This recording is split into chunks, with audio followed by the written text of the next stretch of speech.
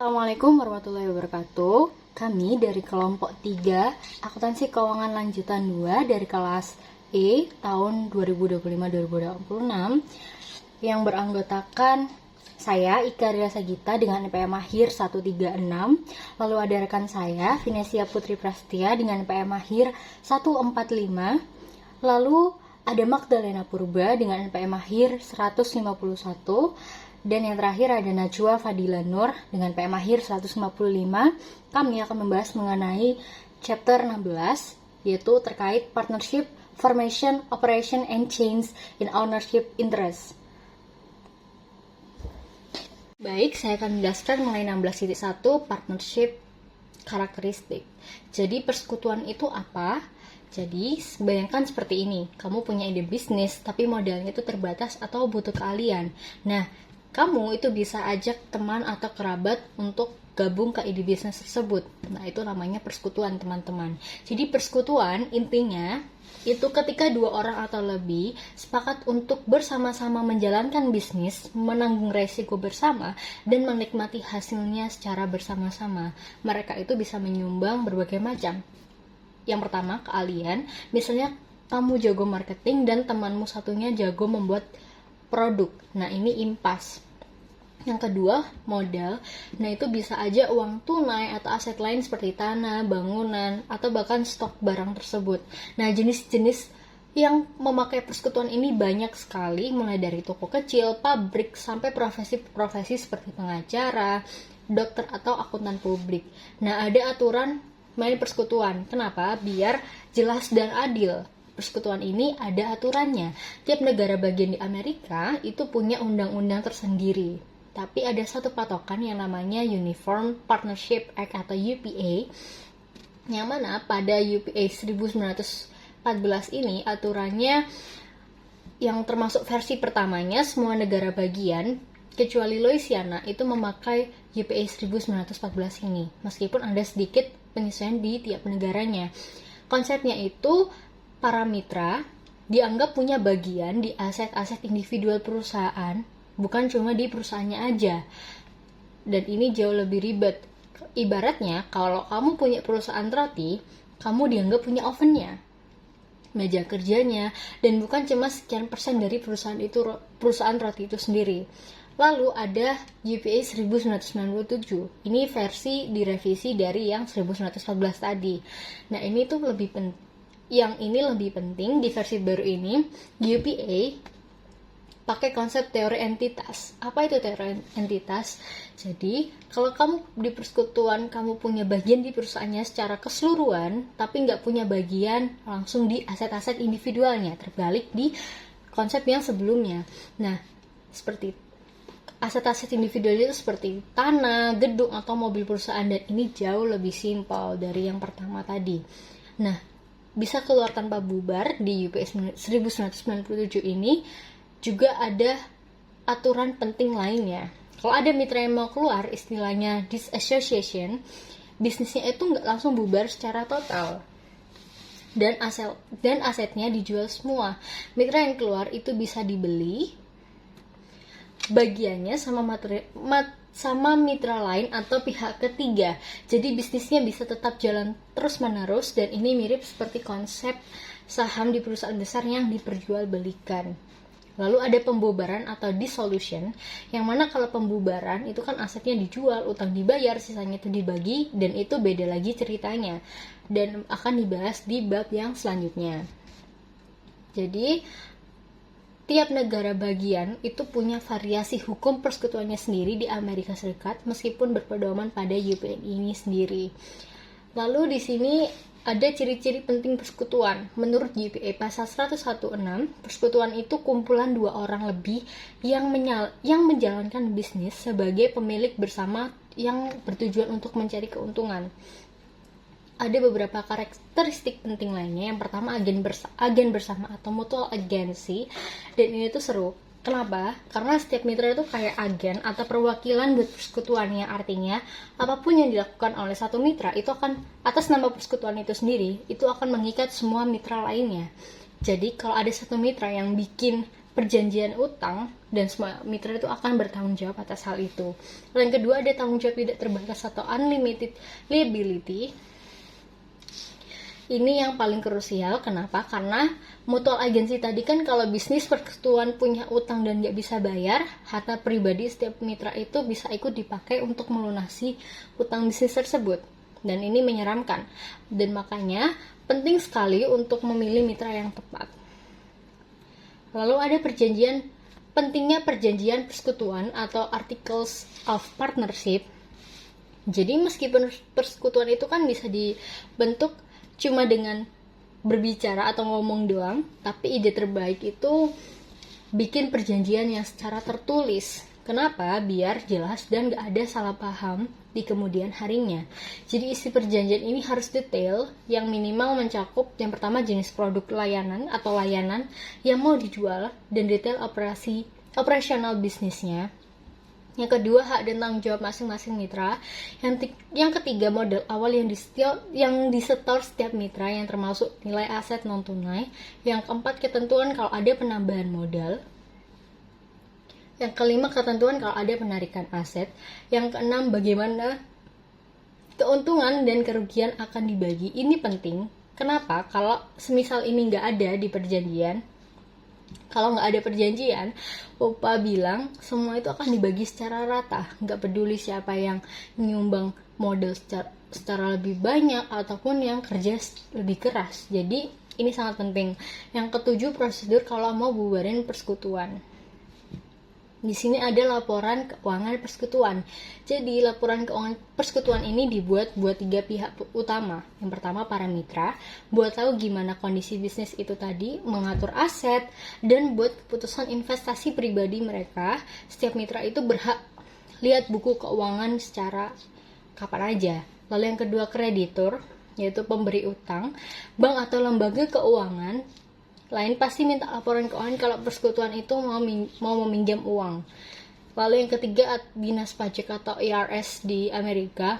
Meskipun persekutuan itu nggak bayar pajak penghasilan sebagai entitas terpisah, tapi mereka ini harus lapor ke IRS. IRS yang ini tuh penting biar IRS itu bisa memastikan setiap mitra itu bayar pajak penghasilan dari bagian keuntungan yang mereka dapat dari persekutuan, teman-teman. Dan persekutuan ini nggak wajib bikin laporan tahunan buat publik. Baik, next saya akan menjelaskan mengenai 16.2 yaitu Initial Investment in Partnership. Jadi investasi awal di persekutuan itu semua aset yang disetor ke persekutuan, baik uang tunai maupun non tunai, itu akan jadi milik persekutuan. Nah, di sini ada yang tunai sama non tunai itu tadi. Jadi investasi tunai itu gampang, tinggal dicatat di akun modal masing-masing mitra. Contohnya, di sini Ash and Beck masing-masing setor $20.000 secara tunai. Jadi kasnya bertambah $20.000. Lalu modal Ash bertambah $20.000 juga. Cash pada debit $20.000, lalu Ash Capital pada kredit $20.000. Lalu cash di debit $20.000 dan di back capital di kredit $20.000. Lalu ada investasi non tunai. Jadi kalau ini tuh asetnya seperti tanah, gedung, atau barang dagangan, dan dicatatnya tuh pakai nilai wajar atau fair value aset pada saat itu. Nah, idealnya nilai wajarnya ini kan ditentukan sama penilaian independen ya. Tapi biasanya disepakatin aja sama semua mitra dan harus dicatat di perjanjian itu sendiri. Biar jelas dan tidak mudah disalahpahamin. Jadi contohnya di sini Cole and Crow itu masuk persekutuan. Cole ini setor tanah $10.000 dan bangunan $10.000 dan bangunan $40.000 dengan total nilai wajar $50.000. Crow ini setor cash $7.000 dan persediaan $7.000 dan persediaan $35.000 dengan total nilai wajarnya $42.000. Jadi jurnalnya tanah di debit sebesar $10.000, lalu ada bangunan di debit sebesar $40.000, jadi masuk ke modalnya call sebesar di kredit sebesar $50.000 ya teman-teman. Lalu di sini ada yang kedua jurnalnya cash sebesar $7.000 di debit, dan inventory atau persediaan di debit sebesar $35.000 dan menambah ke modal Crow di kredit sebesar $42.000. Oke, next saya akan menjelaskan di subbab yang sama, yaitu mengenai bonus atau goodwill investasi awal. Jadi kadang ada kondisi unik yang mana nilai aset yang disetor itu nggak sesuai sama persentase kepemilikan model yang disepakati di awal tadi. Jadi contohnya tadi kalau itu store $50.000 dan Crow itu store $42.000. Jadi total aset yang teridentifikasi itu kan $92.000 ya teman-teman.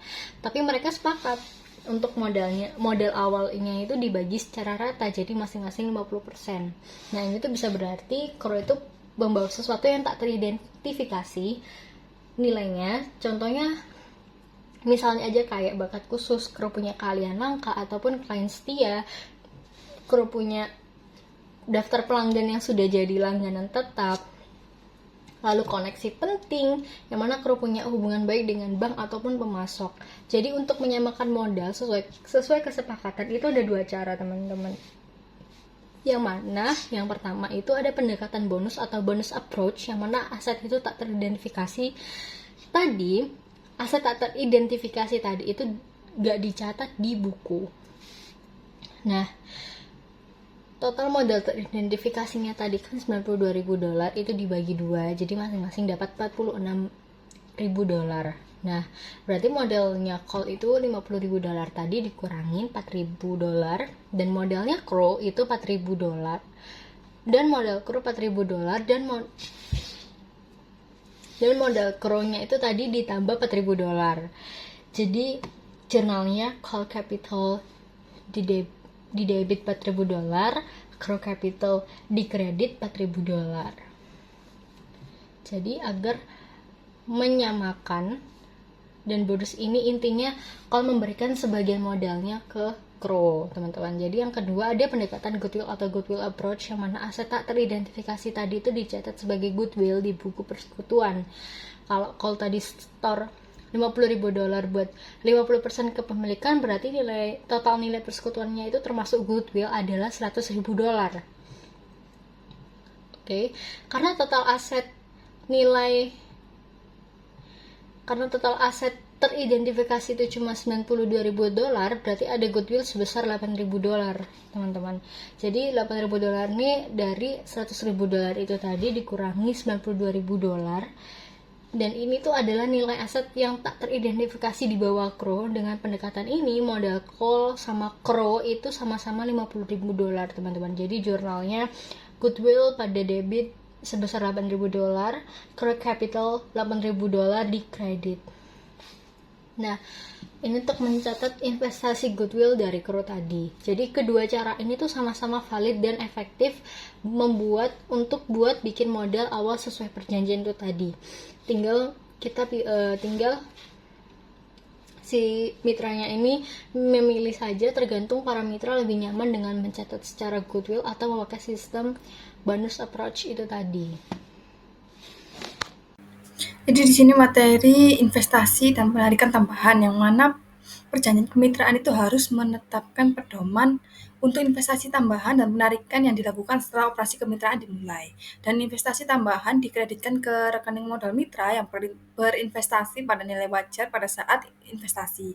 Dan penarikan dalam jumlah besar yang tidak teratur setiap bulannya biasanya dicatat langsung ke rekening modal mitra yang menarik. Lalu di sini ada subbab drawing, yang mana keuntungan persekutuan itu merupakan imbalan bisnis bagi para mitra, sehingga para mitra tidak memiliki gaji bersih seperti karyawan persekutuan. Jadi di sini contohnya ada Tow dan Lee yang menarik $1.000 dari persekutuannya setiap bulan, sehingga jurnalnya adalah Tow drawing pada cash dan Lee drawing pada cash sebesar $1.000.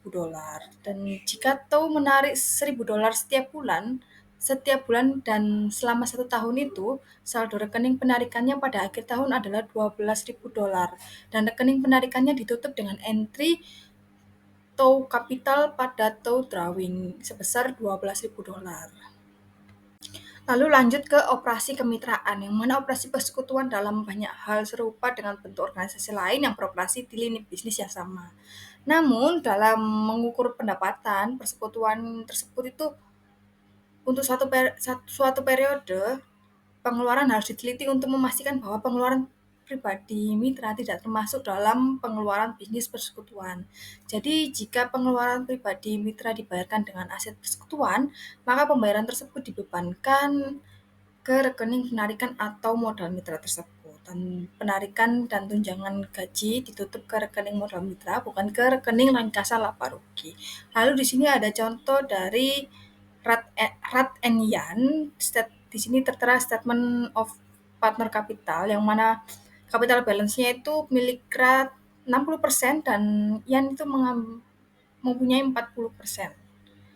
Yang mana dari penarikan tersebut ada rasio bagi laba yang Rat miliki 60% dan Yan 40%, lalu dengan laba bersih 2016 itu sebesar 34.500, dengan drawing atau penarikan rutinnya Rat sebesar $6.000, lalu Yan sebesar $9.000, ada withdraw besar yang langsung ke modal itu Yan $3.000, lalu investasi tambahan sebesar $5.000 dan modal awalnya $40 serta $35. Di sini penarikan yang besar dan tidak rutin dicatat langsung mengurangi akun modal, seperti contohnya Yan di sini mengurangi $3.000 dan penarikan rutin dicatat di akun drawing dan baru ditutup di modal akhir periode. Dan di sini ada jurnalnya, yaitu income summary pada Rat Capital dan Yan Capital. Mengapa demikian? Karena saldo income summary kredit untuk menutup menjadi 0. Jadi debit income summary, yang mana laba menambah ekuitas karena kita mengkredit akun modal masing-masing partner sebesar labanya 60% dikali 34.500 sebesar 20.700, lalu 40% dikali 34.500 sebesar 13.800, sehingga untuk jurnalnya adalah ada di contoh pada Desember 31, 2016. Dan dampak ke laporan modalnya, modal Rat dan Yan akan naik sebesar bagian laba masing-masing dan tidak ada kas keluar. Ini termasuk transfer antar akun ekuitas. Lalu di jurnal yang kedua, Rat Capital dan Yan Capital pada Rat Drawing dan Yan Drawing. Di sini drawing atau prevo adalah kontra ekuitas dengan saldo normal debit karena mewakili penarikan pribadi partner sepanjang tahun.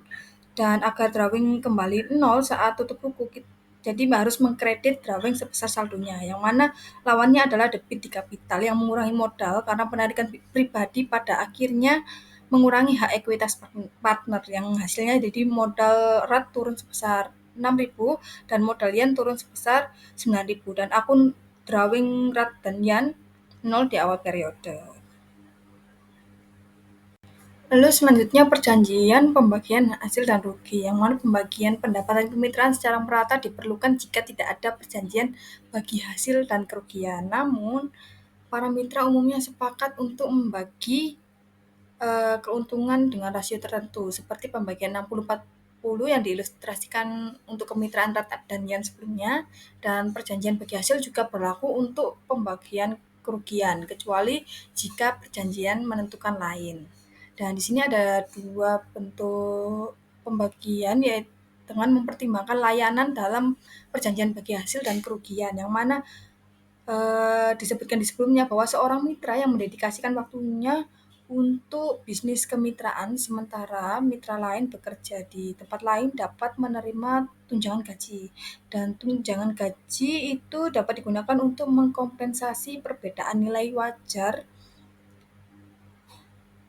talenta para mitra untuk semuanya mendedikasikan waktu untuk kemitraan. Dan variasi lain dalam perjanjian bagi hasil dan kerugian itu memberikan tunjangan gaji kepada mitra aktif dan bonus kepada mitra pengelola untuk mendorong memaksimalkan laba. Lalu ada tunjangan gaji dalam perjanjian bagi hasil.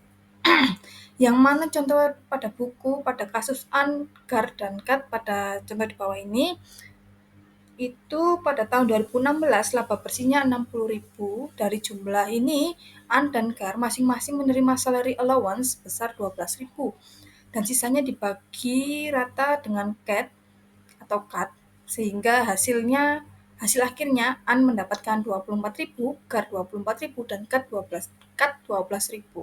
Dan pada tahun 2017 laba hanya 12.000.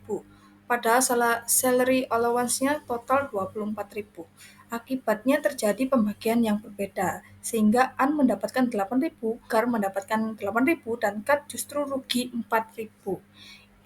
Dari hal ini menunjukkan bahwa perjanjian pembagian laba rugi tetap dijalankan meskipun laba kecil bahkan bisa menyebabkan adanya partner yang menerima bagian rugi tersebut. Untuk jurnalnya ada di contoh di gambar tersebut, yang mana income summary pada An Capital, Gar Capital, dan Cat Capital. Begitupun seterusnya. Selanjutnya kita akan membahas mengenai perubahan dalam kepentingan kemitraan. Jadi, yang pertama itu ada dissociation atau pemutusan hubungan mitra.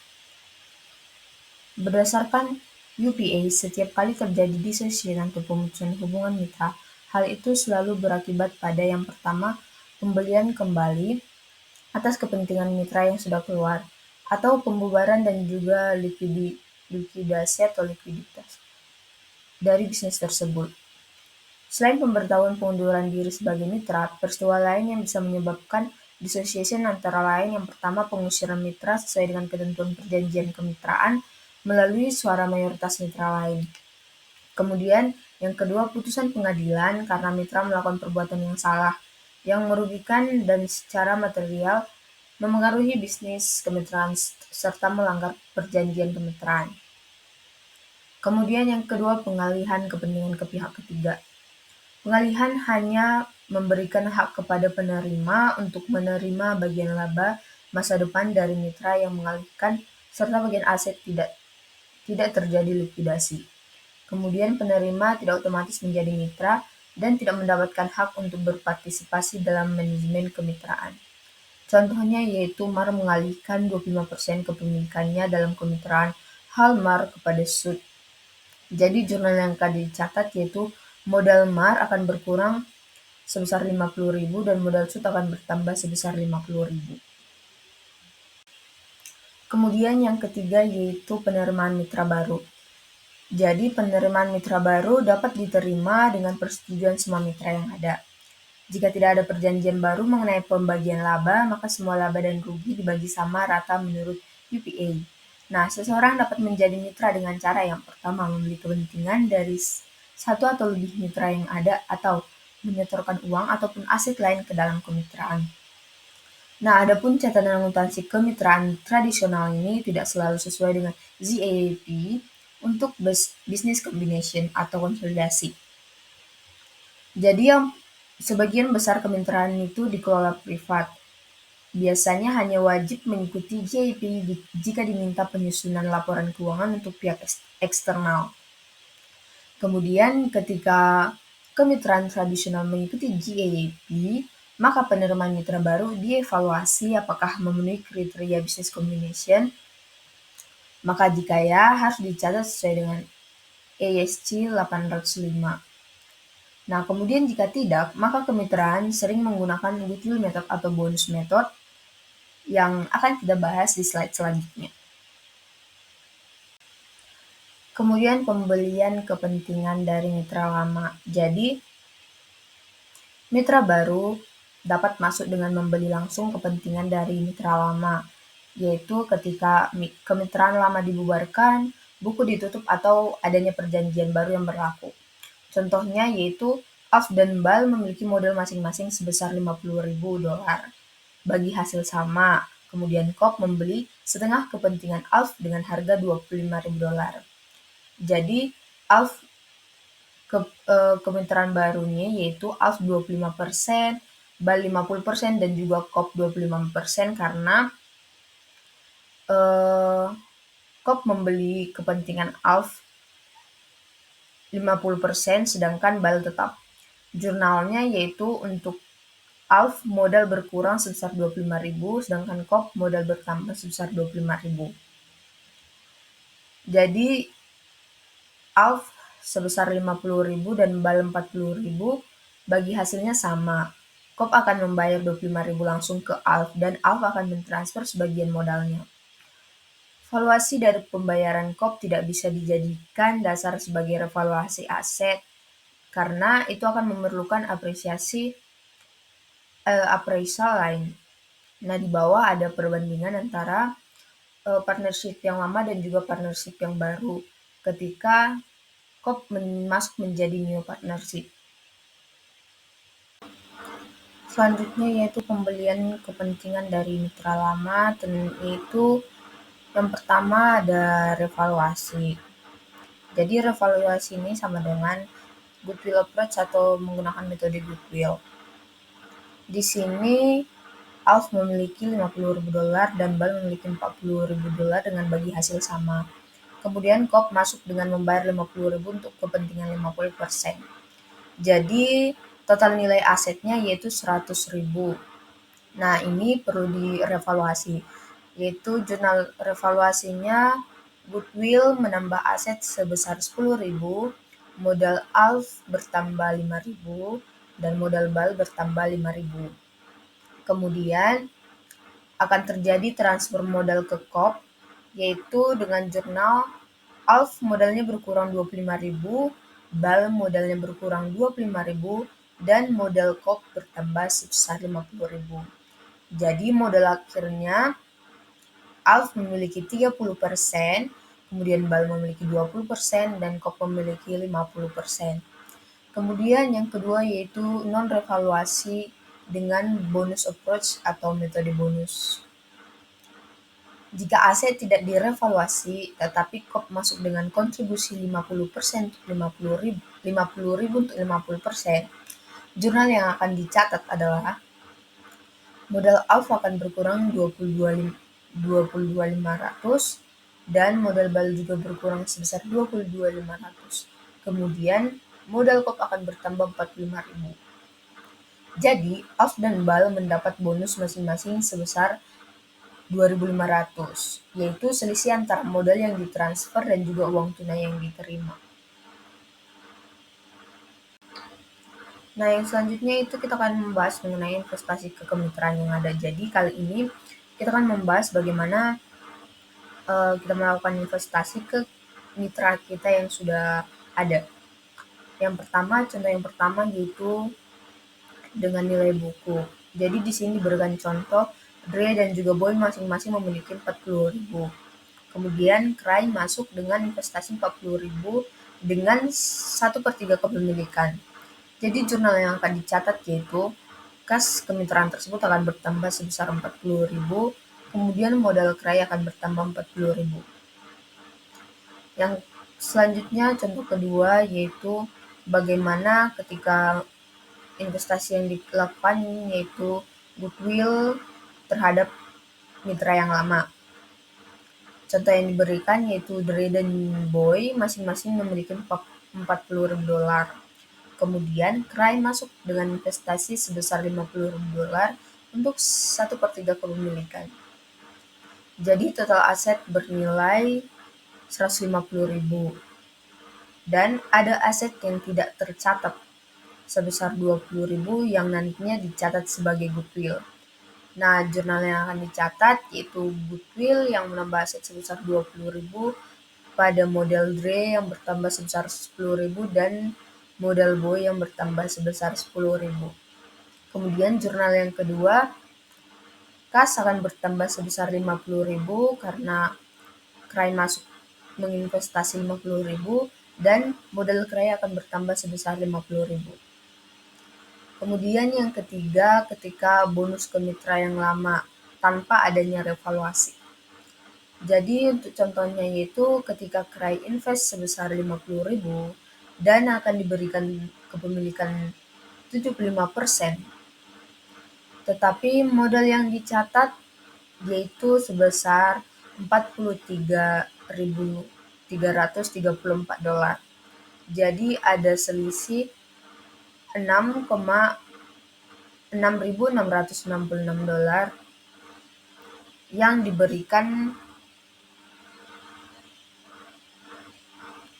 dibebankan ke modal Dre dan Boy.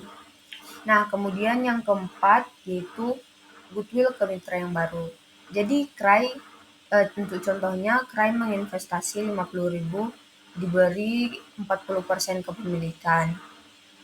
Modal yang dicatat sebesar $53.333. Jadi ada selisih 3.333 yang nantinya akan dicatat sebagai goodwill.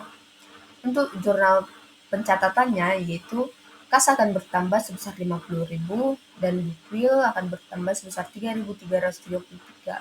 Kemudian modal Cry bertambah yaitu sebesar 53.333. Yang terakhir yaitu bonus ke mitra baru tanpa revaluasi. Untuk contohnya yaitu Cry Invest sebesar 50.000 diberi 40% kepemilikan sama dengan 52.000. Selisih 2.000 dianggap bonus ke Cry dan dibebankan ke modal Dre dan Boy. Untuk pencatatannya yaitu kas bertambah 50.000, modal Dre berkurang. Jadi untuk jurnal pencatatannya itu yaitu kas bertambah 50.000. Kemudian modal Dre berkurang sebesar 1.000, modal Boy berkurang sebesar 1.000, dan modal Cry bertambah sebesar 52.000. Selanjutnya pada pemisahan kerjasama yang berlanjut melalui kematian atau pensiun. Jadi jika seorang partner dalam perusahaan persekutuan atau partnership pensiun atau meninggal, maka terjadi yang disebut dengan dissociation atau persekutuan tetap berjalan tapi harus melakukan penyelesaian dengan partner yang keluar atau dengan ahli waris partner yang meninggal. Di sini berdasarkan UPA Section 701, maka harga beli atau buyout price dari bagian partner yang keluar atau meninggal adalah jumlah yang akan diterima jika pada tanggal keluarnya partner, seluruh aset persekutuan dijual dengan harga lebih tinggi antara nilai likuidasi atau senilai sebagai usaha yang masih berjalan tanpa partner tersebut.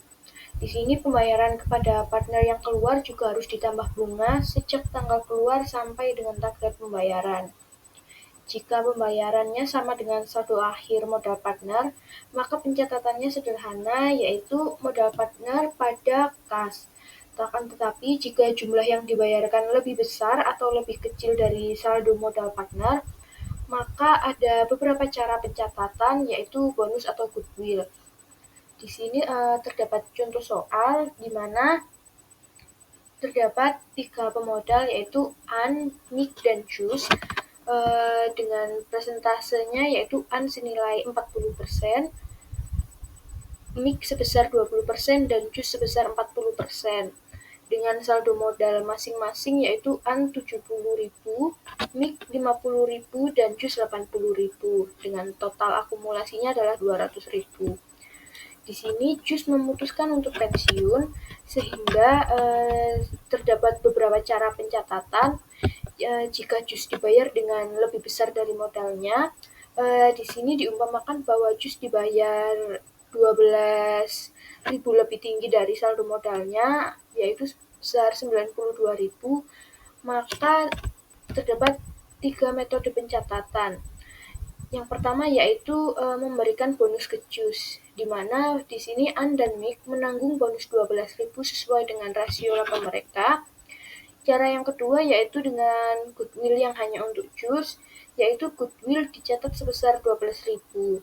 Lalu juga terdapat revaluasi total modal, di mana goodwill di sini dicatat sebesar 30.000 karena 12.000 jumlah kelebihan modalnya dibagi dengan 40% atau persentase milik Jus.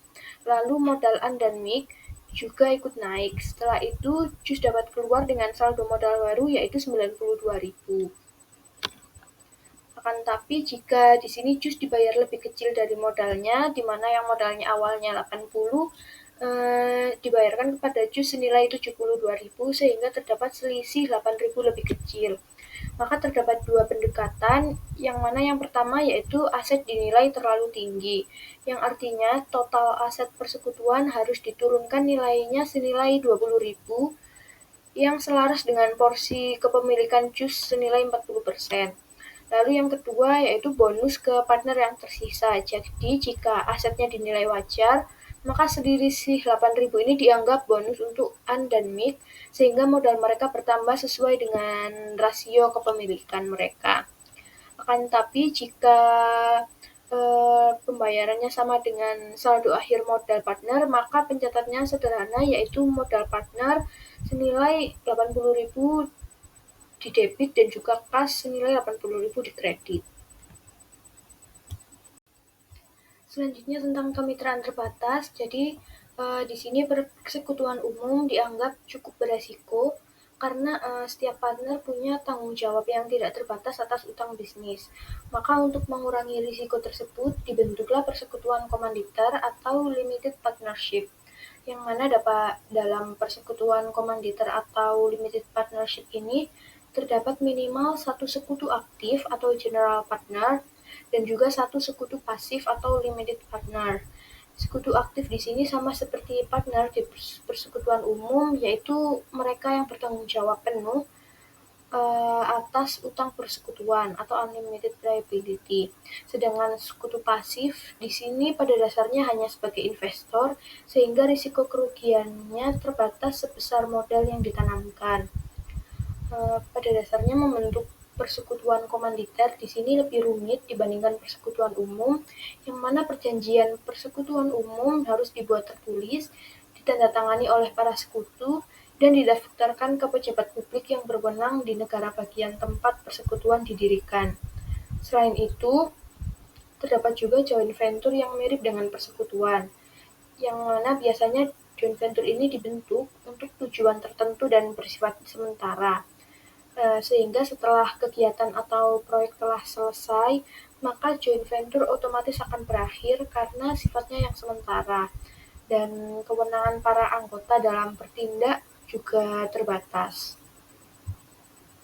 Sekian pemaparan dari materi yang telah kami sampaikan. Apabila ada kesalahan kata dan perbuatan, mohon dimaafkan. Wassalamualaikum warahmatullahi wabarakatuh.